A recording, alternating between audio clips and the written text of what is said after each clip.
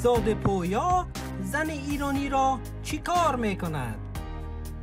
حقیقت تکان دهنده و خیلی شرم آور در مورد شهزاده پویا.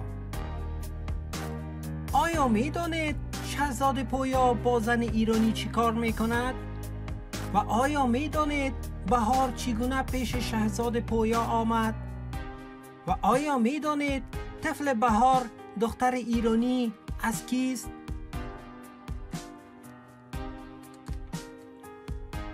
برای دانستن حقیقت شهزاده پویا با کانال یلدا تیوی که حقیقت پنهان یوتیوبرها را آشکار می کند همراه باشید.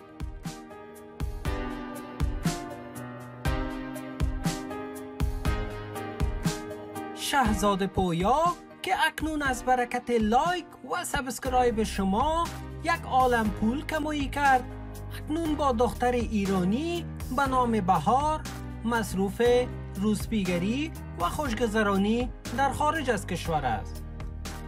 گفته هایی وجود دارد که شهزاده پویا قبلا با این دختر رابطه نامشروع داشته است و این دختر که قبلا در ایران زندگی میکرد را از شوهرش جدا کرده است و با صد چل و فریب او را نزد خود میخواهد. او همچنان یگانه فرزند بهار را از پدرش جدا می کند و اکنون گفته هایی وجود دارد که شهزاده پویا بالای این دختر معصوم سر دوستای خود روسپیگری می کند.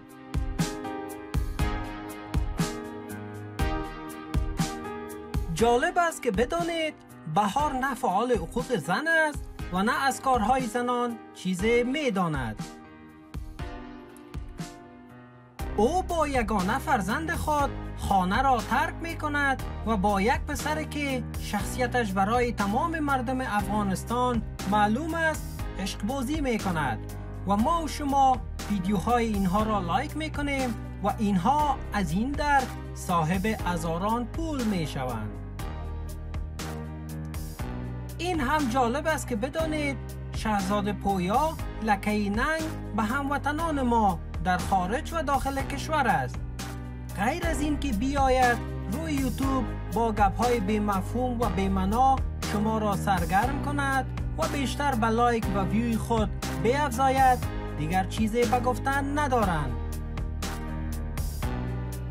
اینها باید به خاطر معرفی زیبایی‌های فرهنگ کشور ما کار کنند و نمونه خوبی از یک جوان افغان باشند، اما آنها به دنبال چند افغانی مردم ما را و جهان بدنام می کنند. هموطن لطفاً فریب این ارزهای یوتیوب را نخورید و دنبال حرفای اینها نروید. اگر با من موافق هستید با ما هم صدا شوید تا با اینها مبارزه واقعی را بندازیم.